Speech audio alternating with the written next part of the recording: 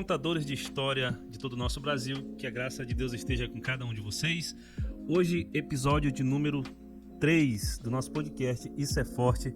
Quero convidar você a compartilhar, a curtir, a compartilhar esse podcast para que mais pessoas, assim como você, possam ser edificadas em tudo que a gente vai falar aqui. Essa edição de número 3, uma edição muito especial, com alguém que Deus escolheu desde criança, desde pequeno, já dava sinais que Deus usaria na sua obra. Eu estou falando exatamente desse meu amigo aqui, Francisco Jefferson. Valeu por ter atendido nosso convite, tá? Meu amigo. Então, pastor, suas primeiras palavras aí. Amém. Pai do Senhor Jesus, a todos que vão ser agraciados com esse podcast. Isso é forte. Literalmente é forte mesmo. Então quero aqui agradecer pelo convite do meu amigo Estevão Martins, meu amigo de infância, que Deus colocou na nossa vida para caminharmos tanto secularmente, né, como nosso ministério na igreja, nossa vida na igreja. Então desde já só tenho a agradecer por esse convite, meu amigo, de poder testemunhar da nossa trajetória com Deus até aqui. Então vamos lá. Quem era o Francisco Jefferson antes de conhecer Jesus? Eita glória, isso é forte, hein? Isso é forte. Meus irmãos, meu amigo Estevão, a minha trajetória inicia bem novinho, né?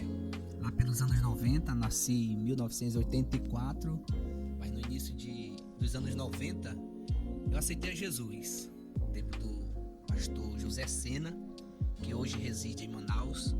Foi o meu primeiro pastor, nosso primeiro pastor, e ainda bem criança, pelos seus meus 5, 6 anos de idade, nós morávamos ali na primeira rua da nossa cidade, mas de repente tenho poucas lembranças.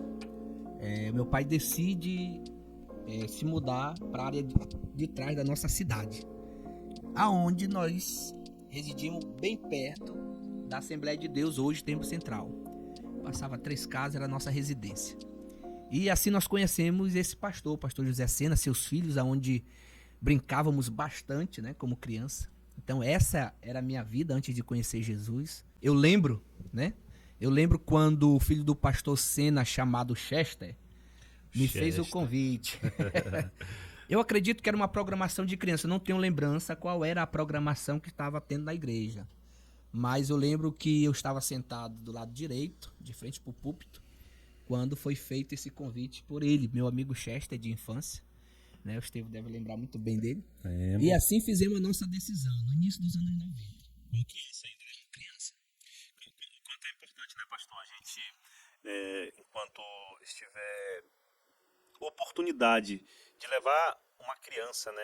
A importância desse trabalho com criança na igreja, sim, né? Às vezes a gente acha que a criança está lá na igreja, mas não está ouvindo nada, que não está na igreja. Na verdade, a criança, ela pode não estar atenta, mas ela está ouvindo, né? E no seu subconsciente vai ficando a mensagem, né? Por isso a importância desse trabalho que a gente faz na igreja com as crianças, né? Estevão, é tão interessante esse trabalho com criança que há poucos dias eu conversando com a minha família em casa, naquela resenha, eu disse, conversando com os meus filhos, eu falei pro meu filho de 6 anos.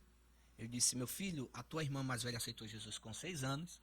A Mel, que é a segunda filha, com 6 anos. Eu disse, falta você, que já está com 6 anos, aceitar Jesus. Olha só a importância, Estevão, de uma programação. Disse, papai, eu já aceitei a Jesus naquele culto de criança e contou a história. E eu fui lá na frente.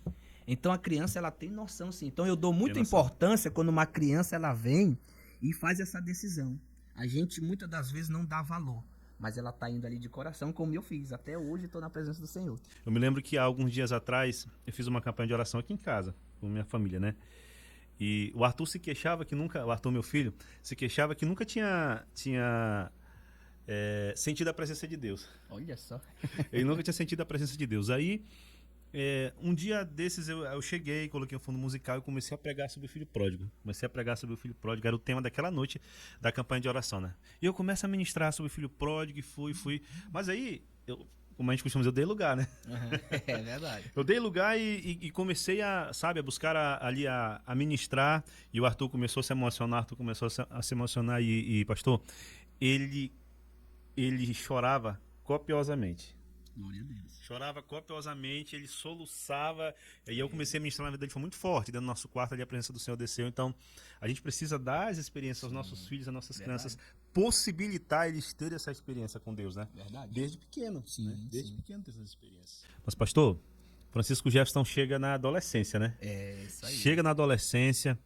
E como foi assim, na igreja? A sua geração, como é que era na igreja? Sim. Tá aqui uma. É alguém que faz parte dessa geração que impactou, né? A nossa geração. Eu lembro que no decorrer dos anos se passaram, pastor José Sena saiu de Capiranga no ano de 93, chega o pastor Jorge Guimarães, no ano de 93 a 96, aí chega o pastor Ademar, né, no ano de 96. Foi quando o pastor Ademar, ele teve momentos de orações, né, 5 da manhã, 5 da tarde, meio-dia, e esse camarada aqui que tá do meu lado no auge. Você sabe que nós chegamos na adolescência, é aquela fome por bola, por futebol, né? Chega da escola, final de tarde, o camarada quer ir pro campo de futebol, aquela coisa de adolescente, né? Passou a infância, como também brinca de futebol. E eu lembro que essa oração das 5 horas vinha esse abençoado aqui, né? Tava eu, o Moisés, hoje enfermeiro, né? Todos conhecem Moisés Martins. É um trio de amigos de muito tempo. E estava se preparando ele para ir pra bola, né? Jogar uma bolinha, chegava o Estevão, vinha lá da casa da mãe dele. E aí dizia, oração, vamos pra oração. Meu Deus do céu. Na hora da pelada? Na hora da famosa pelada, né? O jogo de futebol. Aí complicava. Quando o Estevão vinha, né? Esse abençoado aqui, eu agradeço a Deus pela sua vida, tá, Estevão? A gente chega no ministério, nós vamos já contar um pouquinho, mas muitas pessoas não sabem dos bastidores lá da infância, da adolescência, as pessoas que Deus colocaram nas nossas vidas, né? E você, Estevão, foi essa pessoa que Deus colocou nas nossas vidas. E eu lembro, mas não é tão fácil, não é tão aceitável, né? Eu lembro quando tava eu e o Moisés ali, né? O famoso Zeca, e preparando para ir pra bola. Lá vem o Estevão, dobrava aquela esquina, né? Da Assembleia de Deus, todos conhecem. E aí a gente já sabia que ele ia chamar. O homem, como hoje, né? Já era fogo puro, meu irmão. Já era fogo puro, né? E chamava, vamos pra oração. E olhava pro Moisés, né? E dizia, lá vem um cara chato, né? E o Moisés dizia, lá vem, né? Porque o crente cheio da presença de Deus, ele é chato mesmo. E vale a pena. E aí a gente achava ruim logo no início. Mas depois nós entramos no manto, pegamos gosto, né? E não faltava mais nas orações de 5 horas da tarde. Foi quando, Estevão, né? Com o andar da carruagem também tinha pela madrugada. O Estevão saía, naquela época a luz era desligada, não sei se era meia-noite, 2 da madrugada, meia-noite, né? O Estevão vinha a luz de vela, não sei se já tinha lanterna, né? Mas vinha a luz de vela e passava de casa em casa, seus amigos, acordando. Não sei se tu lembra disso, né? Acordando seus amigos, né? Vinha lá ali, onde hoje a Lídia mora, do lado do Manancial Sabores. Ele vinha de lá no escuro acordar seus amigos para ir para oração na madrugada. Sabe o que aconteceu? Para quem está ouvindo, aquela geração de 11, 12 anos de idade, o Senhor batizou com o Espírito Santo. Meu Deus, isso é forte. Isso é forte. Ali foi uma experiência extraordinária ali, né? Sim, incrível. Meu Deus. Eu me lembro que foi depois de um culto, né? Sim. Todos nós ali depois de um culto, mas o convidado é você. Conta aí. Conta aí como foi. Mas fica à vontade. Não, mas pode contar. Né? Eu lembro de tantas orações pela madrugada, orações 5 horas, cultos, né? Foi algo tão interessante aquela época. O fogo ardia em nosso peito, em nosso coração, que quando terminava uma programação, né, tanto oração quanto culto, eu lembro que o tempo central, que agora já mudou, aquela galeria do lado direito, existiam mais salas. E na época ainda não era puxado o piso, né, Estevão? Era só o barro ainda, as montanhas de barro. E terminava culto, oração, era tão forte que a gente não queria ir para casa. A gente entrava naquela salinha, eu, Estevão, Moisés, o Adriel, né, filho do pastor Ademar. A gente olhava um pro outro e era tão forte a presença de Deus que nós começávamos a falar em mistério. Só de olhar um pro outro. Aproximadamente que eram umas 12 crianças, né? Sim, umas 12 crianças dentro de uma salinha lá, né? Sim, depois de um culto, terminou o culto, o pastor já estava fechando a igreja e continuava-se a aquela geração, né? A falar línguas. Sim, Ali foi sim. uma Verdade. presença maravilhosa. Algo era de várias experiências, né? Era ali dentro daquela salinha, se alegrando, falando de mistério. Então foi uma geração, Estevam, a nossa geração. Foi um tempo também, a fase da adolescência, muito boa. Apesar daquela fase difícil de conhecimento, de descoberta, mas a maior experiência, a maior descoberta foi ter entrado na presença de Deus, ter sido batizado no Espírito Santo, ter estado, né, ao lado dos meus Glória a Deus. amigos, tendo essa experiência. Então foi assim, mais ou menos, a nossa adolescência, a nossa geração. Eu me recordo de uma experiência que eu tive. A gente tava dessa época que a gente orava de madrugada. A gente querendo ir pra oração, e naquele tempo não tinha relógio despertador, né? O despertador era Carapanã mesmo, né? Carapanã, o galo, sim. enfim. E aí eu me lembro que eu queria ir pra oração, e a oração era 5 horas da manhã. Sim. E eu orei ao Senhor. Eu disse assim: Deus, se tu me acordares às 4:30 da manhã, eu vou pra oração, eu vou chamar meus amigos tudinho. Eita, agora. Numa época em que a luz apagava à Sim. meia-noite, né? Então eu fiz essa oração, dormi e acordo pela madrugada. E lembrei da oração que fiz. Sim. Aí, pastor, risquei o fósforo no relógio que tinha na parede, assim, exatamente 4:30 da manhã. Naquele momento eu me arrepiei todo da cabeça aos pés, porque eu entendi ali que Deus, ele realmente me acordou, entendeu? verdade. Uma das experiências assim, muito fortes da minha adolescência, né? O Senhor me acordou às 4:30 da manhã, eu tinha que fazer a minha parte, né? Eu fui de casa em casa. Primeiro que eu acordei foi o pastor logo, o pastor Ademar. Pastorzão, né? São essas as experiências que o Senhor nos permite, né? Sim. Passar.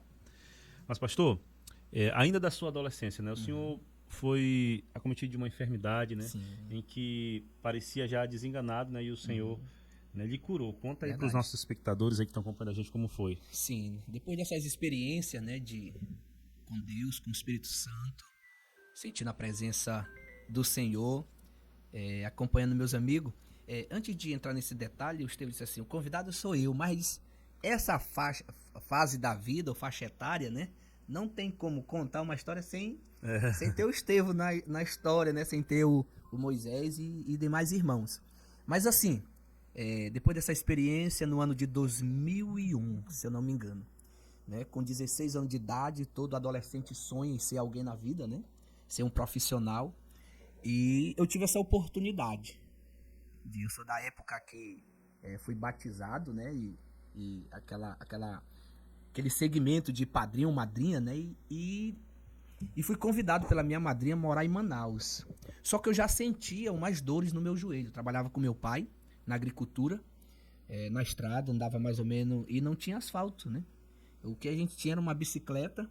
Quando não chovia, dava para ir, quando não era a pé. E quando eu caminhava, eu já sentia essas dores. Só que nada preocupante.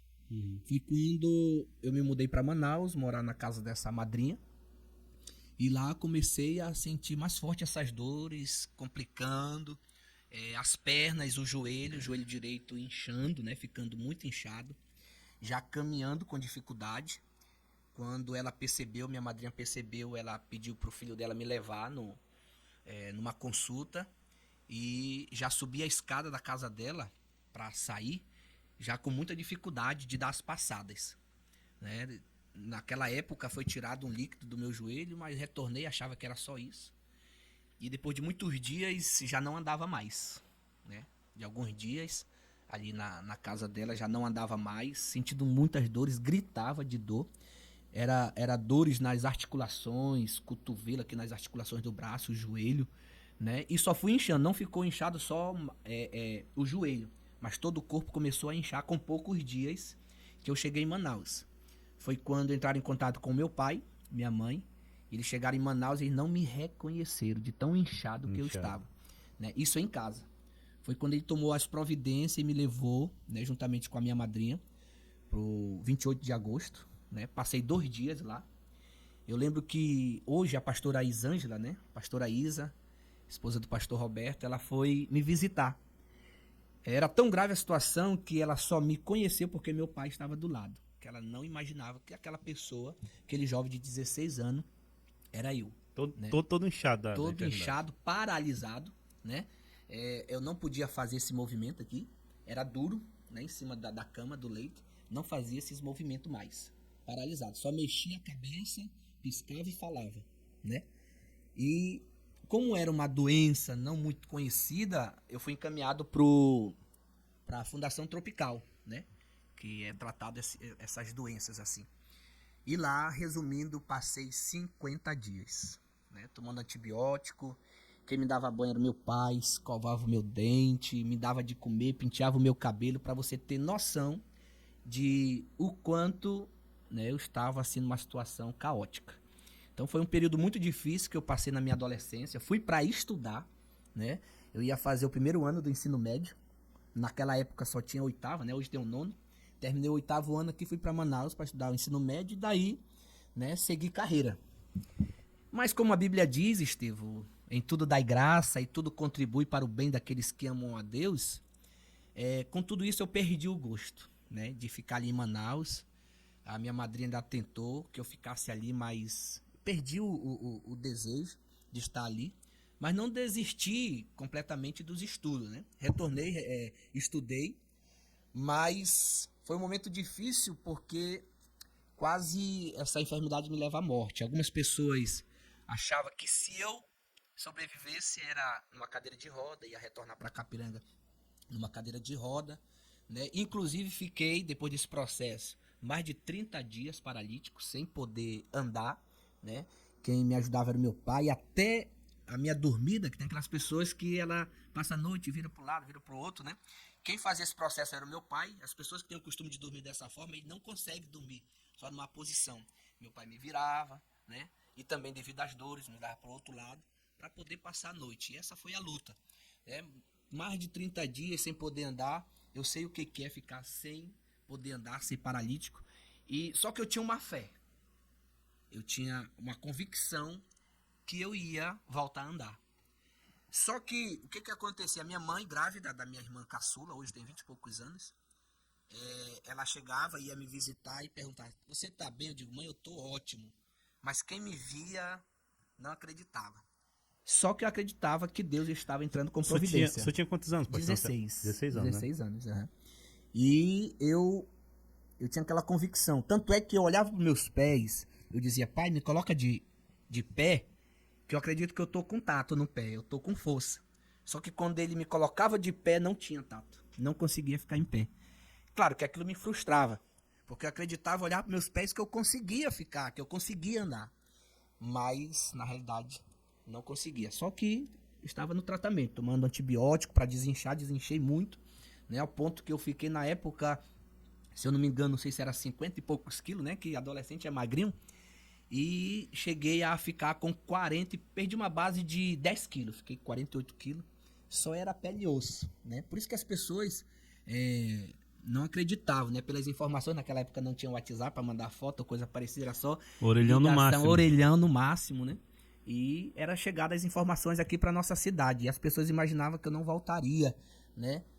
Vivo, e se voltasse era numa cadeira de roda, pelo fato de eu ter emagrecido muito. Mas com o passar do tempo, voltei a andar, né? Com dificuldade, com as pernas encolhidas, porque eu não tinha as articulações, né? Do joelho também. Mas com um pouco de dificuldade, sem poder esticar as pernas, comecei já a caminhar, né? E eu lembro, Estevão, pra gente resumir, que são muitos detalhes, né, dessa história. Eu lembro que um médico, ele, com uma junta médica, meu pai conta essa história, melhor dizendo. Eu estava dormindo e o médico foi me avaliar, né? E eu sentia uma febre, devido aos inchaços, eu sentia uma febre muito forte. E o médico se preocupava com essa febre, esse tipo de febre. E ele imaginava que se chegasse a certo grau lá, não podia resistir, né? Dessa enfermidade, se chegasse a um certo grau dela, de 100 pessoas escapava uma, né? E para honra e glória do Senhor, eu fui essa uma pessoa. Glória a Deus. Mas detalhe, Estevão, que quando ele falou isso pro meu pai entrou pro banheiro, se ajoelhou e pediu do Senhor que me trouxesse vivo para Capiranga. E Deus ouviu a oração. Pastor, qual foi o momento assim que você sentiu Deus mudando na sua história? Porque o diagnóstico do homem era isso, né? Sim. O diagnóstico do homem era que não escaparia. E se escapasse, ficaria, né, numa cadeira de roda. Qual foi o momento que o senhor sentiu assim, Deus mudando a história? Estevão, não exatamente teve um momento, porque desde que eu cheguei no Tropical, como eu lhe falei, né, e testemunhei aqui, que eu tinha aquela fé, que eu não ia ficar naquela situação, que Deus ia me tirar daquela situação. A minha mãe chorando, perguntava como eu estava, e eu dizia, mãe, eu tô bem, né? Eu tô bem. Isso não vinha de mim, era a fé que me fazia dizer isso. Então, desde o momento que eu estava ali, sendo tratado, sendo cuidado, meu pai ali do meu lado, eu sempre tive essa convicção que Deus ia me levantar daquele leito. Mas lembrei, sempre eu tive essa fé.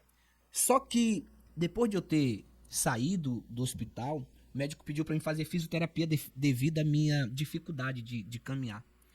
Eu lembro que depois que eu terminei de fazer essas 20 sessões de fisioterapia, o meu joelho voltou a inchar. E resumindo a história, eu tive que fazer uma cirurgia, a primeira cirurgia. Na realidade foi feito um cortezinho, que é uma pequena cirurgia. Mas na segunda cirurgia, que foi mesmo aberto, era uma infecção no osso, tá? Tá, irmãos? Era uma infecção no osso, que atacava as juntas ali, era como se fosse uma bactéria que atacava as juntas, né? E quando eu fiz essa cirurgia, Esteve, a primeira cirurgia, né, ficava aquela preocupação, né, de como seria a recuperação. Mas com a recuperação, consultas, eu ia em Manaus de 15 em 15 dias, não sei se tu lembra disso, para ver como é que estava o procedimento. Infeccionou. Essa cirurgia, ela infeccionou. Fiquei 16 dias, depois dos 50, fiquei 16 dias na Beneficente Portuguesa. Eu fiz uma cirurgia, ela infeccionou, o médico teve que abrir, né?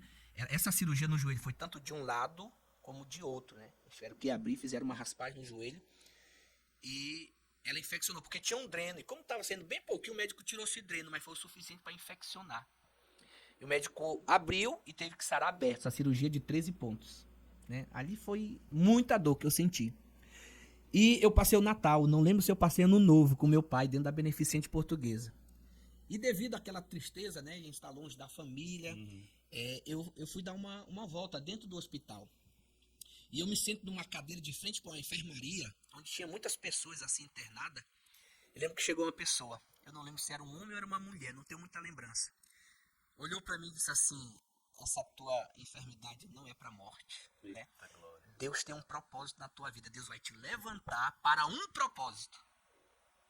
É por isso que eu perdi aquele desejo de estar ali em Manaus para estudar. Porque eu passei por todo esse processo e eu ouvi a voz de Deus através de alguém. Dentro do hospital, eu triste por estar ali no período de Natal. Ele disse que Deus ia me levantar, né? Claro que era consequências de pecado que nós pecamos. Deus perdoa, mas tem as consequências.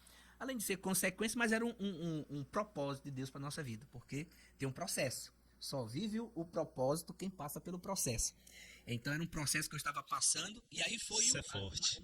Isso é forte. Foi aonde foi, né, a reviravolta assim dessa situação, porque eu entendi que eu estava passando, né, por um processo de Deus e que Deus ia me tirar daquela situação. E realmente entendi o chamado de Deus. E hoje estou aqui, né? É isso aí, a gente já entra, pastor, essa questão do chamado pastoral. Hoje o senhor só tem hoje 39, né? 39 anos. Já é pastor há quantos anos? Há 7 anos. Agora, dia 9 de dezembro, vai fazer 7 anos. 7 anos. Como foi essa questão do chamado, assim? Chamado pastoral, né? O senhor já militava na obra, né? Foi líder de jovem e tudo. E quando chegou o momento do desafio? Verdade. Vai ser pastor, como é que foi? Com a esposa? Querendo ou não, Estevão, nesse trâmite aí da enfermidade, eu lembro de uma das vezes que eu vim de Manaus, porque eu vinha e voltava para tratamento. Eu fui visitar minha avó Seda, por parte de pai.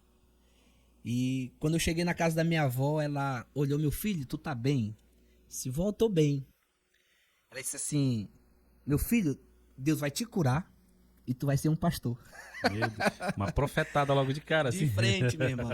Ela disse, Deus vai te curar. Isso com 16, acredito que já estava chegando nos 17 anos. Ela disse, tu vai ser pastor. Aí eu só comigo, mas não quero não. Não quero detalhe, não a dona Cida ela não era evangélica não, né? Não era evangélica não, mas ela tinha essa convicção, essa fé. Acredito que Deus usou ela naquele dia. E ela era alguém assim que declarava bênção sobre as nossas vidas, sobre a vida dos netos. E ela disse que eu ia ser um pastor, e eu só comigo digo, mas eu não quero, né? Meu sonho era ser médico, como eu tinha ido para estudar e futuramente estudar medicina, tinha alguém que ia, né, patrocinar isso, mas Deus assim não quis, né?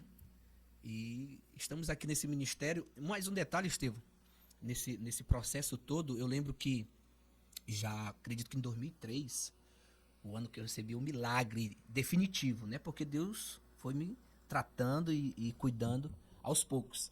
E já tinha isso na cabeça, na mente, pastor, né? E o chamado envolvido na obra, né? Envolvido na obra, encontro com Deus, depois células, né? Fazendo células, líder de jovem. Na realidade, em 2003 ainda não, mas estava muito envolvido com célula. Fui batizado nas águas. Eu lembro que o Marcos Feliciano estava no auge.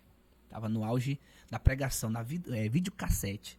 Nós fomos na casa do irmão Quindô, né? Do irmão Quindô, assistir uma pregação do Marcos Feliciano. Eu não posso deixar de contar esse detalhe. E eu lembro que estava lotado assim, de frente de uma televisão 14 polegadas. E eu lembro que o Marcos Feliciano, finalizando a mensagem, ele disse assim: eu vou contar até 3 e você vai receber uma unção.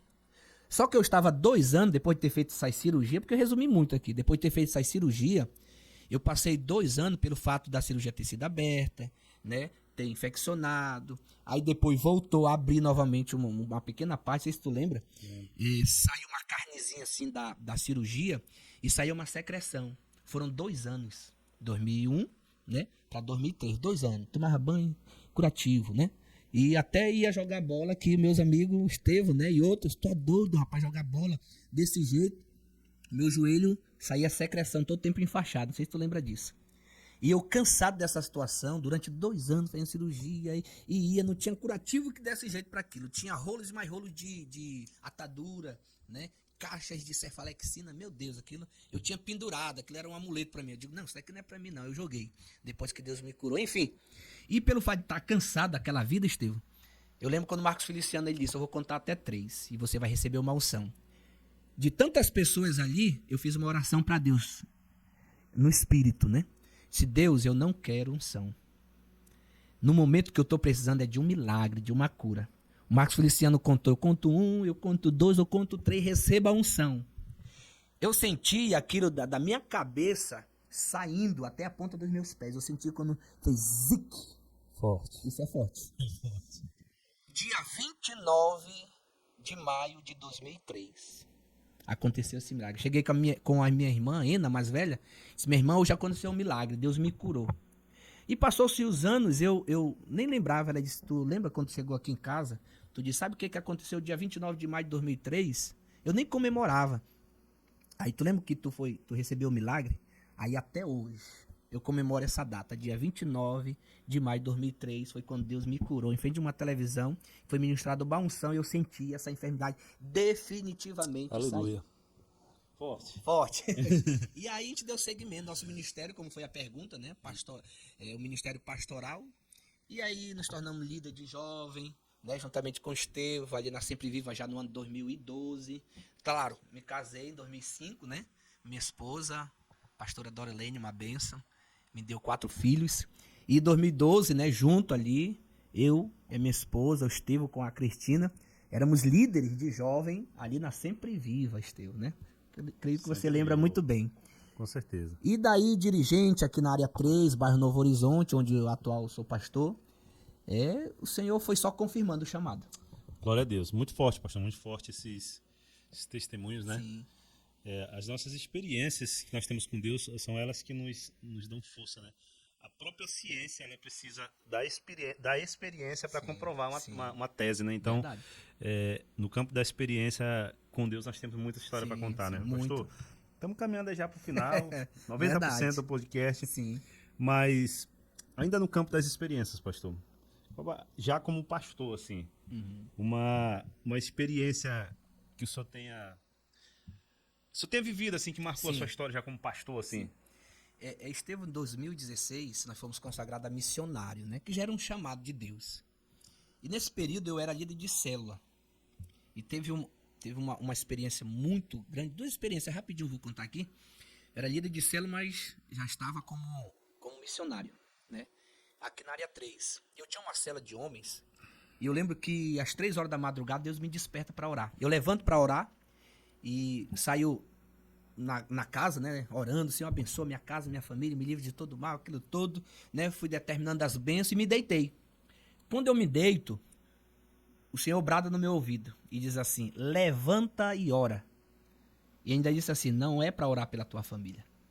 E eu, sem entender, eu levantei, Senhor, e fiz o mesmo processo. Saí nos cômodos da casa, estendi minhas mãos na direção aqui do bairro, né, bairro novo, e dizia, Senhor, eu não sei quem está precisando dessa oração. Mas quem esteja precisando, abençoa. Nessa hora, 3 horas da madrugada. Quando foi no outro dia, o telefone toca. Né? Já tinha celular, o telefone toca. E um discípulo da minha célula disse assim, irmão, eu quero lhe convidar para almoçar aqui em casa. E eu fui, almoçamos, deu a hora de eu retornar para o meu trabalho, trabalhava no posto, né, do meu sogro. E quando deu 1 hora, eu disse assim, meu irmão, obrigado pelo almoço, já estou indo embora. Ele disse, não, eu não lhe chamei aqui à toa. Às 3 horas da madrugada, olha só, na hora que Deus me despertou, às 3 horas da madrugada, parece que o Senhor estava aqui dentro de casa. E eu sentindo uma febre, né, uma opressão, e eu senti que o Senhor estava aqui em casa, eu saí do meu quarto, abri a porta do meu quarto, quando eu abri o Senhor não estava. Eu abri a porta de fora da casa, também o Senhor não estava. E eu disse, meu irmão, essa hora Deus me despertou para orar por alguém que eu não sabia, e era você. Por isso que você percebia, parecia que eu estava dentro da sua casa. Mas era o momento que eu estava em oração com Deus e com toda certeza Deus também entrou dentro da sua casa. Experiência forte. Muito forte. Ele disse, pastor, irmão, na época não era pastor, irmão, eu lhe convidei aqui porque eu nunca esqueci dessa frase que ele disse. Porque a frase que nós usamos é, deu o que tinha de dar. E nesse dia ele disse assim, deu o que tinha de não dar. Ou seja, ele disse, até ali a vida dele não tinha dado certo. Conjugal, né? Vida com Deus não tinha dado certo. Ele tinha me chamado naquele dia porque ele queria se reconciliar com Deus. Por isso que Deus me despertou pela madrugada, porque Deus queria resgatar aquela vida. Forte, né? A outra experiência, Estevam, já como pastor, no campo do Membeca, eu acredito que no ano de 2021, mais ou menos por aí, nós fomos fazer uma rede de criança na comunidade do Umari, né? Antes de chegar no Caranã, que já foi no Caranã, tem uma comunidade chamada Umari. Nós fizemos uma rede de criança. E eu citei justamente essa situação de quando eu aceitei a Jesus quando criança. Eu contei rapidinho, porque eu sempre gosto de contar essa experiência quando eu aceitei a Jesus quando criança. E ali 35 crianças aceitaram a Jesus na comunidade do Umari. Meu Deus, que coisa São 2 linda. experiências assim, de tantas que marcaram o meu ministério. Poderia falar da maior experiência, sei lá, de cura ou qualquer outra Sim, coisa, mas salvação de 35 salvação, que antes, né, pastor? Para a experiência de um ministério pastoral, isso é muito Sim, forte, né? Muito, muito. De muitas vidas, graças a Deus, nós ganhamos ali no Membeca, Campo do Membeca, ficamos de 2000 a 18, né? Quando nós fomos consagrados em 2017, só para encaixar, né? O chamado, 2017, dezembro de 2017, fomos consagrados. Quando foi em maio de 2018, fomos para o Membeca, né? E foi onde nós vivemos muitas experiências, de muitas almas, né? Vidas que foram resgatadas ali.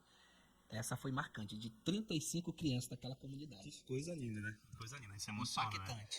Tem coisa mais linda do que ver criança sentindo a presença de Deus, né? Sim. É muito sincero. Verdade. Pastor, estamos chegando então aí ao final do nosso podcast. Poxa, Muitas que bom. histórias. Me esforcei bastante aqui para não entrar no reteté. Né? É logo vontade, né? Você Mas, faz parte dessa história. Mas olhando para aquela câmera ali, pastor, é a sua Sim, câmera. sim. Aham. Deixa uma mensagem final para quem está assistindo aí, tá Glória precisando a de uma Deus. palavra. Amém. Ainda mais que nós estamos no setembro aí amarelo, né? Onde estamos aqui incentivando a pessoa a aproveitar a vida, a viver. Diante de tantas circunstâncias que nós vivemos, de tantas lutas, nunca é o fim, né? Nunca é o fim. Então eu quero deixar essa palavra, aproveitando esse podcast, programa aqui do nosso amigo Estevam Martins, Isso é Forte. Quero dizer para você que está ouvindo, que por um acaso esteja desesperado com algo, seja espiritual, tua vida espiritual não tem dado certo, você não consegue dar continuidade, Deus vai te usar grandemente ainda, né? Temos esse momento de inconstância, mas Deus vai te fortalecer, né, e vai te usar poderosamente. Se for na questão emocional, não te preocupa, Deus está no negócio, né? Deus vai entrar com providência. Enfim, seja qual for a área da tua vida, não te desespera. Deus é o nosso refúgio, o Senhor é a nossa fortaleza, Ele é a nossa força, né? Então, nós temos que nos apegar a Deus. Salmo 121, que nós estudamos agora há pouco na escola dominical essa semana. Elevo meus olhos para o monte, de onde me virá o socorro? Talvez você está em busca desse socorro, você está em busca desse refúgio. Eu quero te dizer que o teu socorro, o teu refúgio está em Deus. Ele que supre as nossas necessidades, como eu contei aqui. Ele que cura as enfermidades. Se é um problema de enfermidade, para Deus isso não é impossível. Para Deus isso é possível. Para Deus isso não é nada que tu está passando. Seja qual for a enfermidade, creia, tenha fé que Deus vai te curar. Porque Ele cura. O Senhor, se for um problema familiar do seu filho que está afastado da presença do Senhor, o Senhor vai resgatar também. Enfim, eu quero encerrar essa palavra, Estevão, né? Essa mensagem diretamente para os nossos irmãos que estão nos assistindo. Meu querido, a solução é Jesus. O caminho é Jesus, como ele diz na sua própria palavra. Eu sou o caminho, a verdade e a vida. Então, o caminho é esse. Não se desespere, né? Não se preocupe, não ande ansioso. Hoje em dia nós temos visto aí pessoas com problema de ansiedade, depressão, síndrome do pânico. Deus vai te ajudar a sair dessa situação. Creia em nome de Jesus. Glória a Deus. Então chegamos ao fim do nosso podcast. Foi assim um podcast abençoado, um podcast fortalecedor, pastor. Glória a Eu Deus. aqui Eita saio Deus. daqui fortalecido. Tenho certeza que quem está assistindo agora também está sendo fortalecido. Então, querido, que Deus te abençoe. Compartilha, curte, se inscreve no canal porque também é muito importante. Muito obrigado.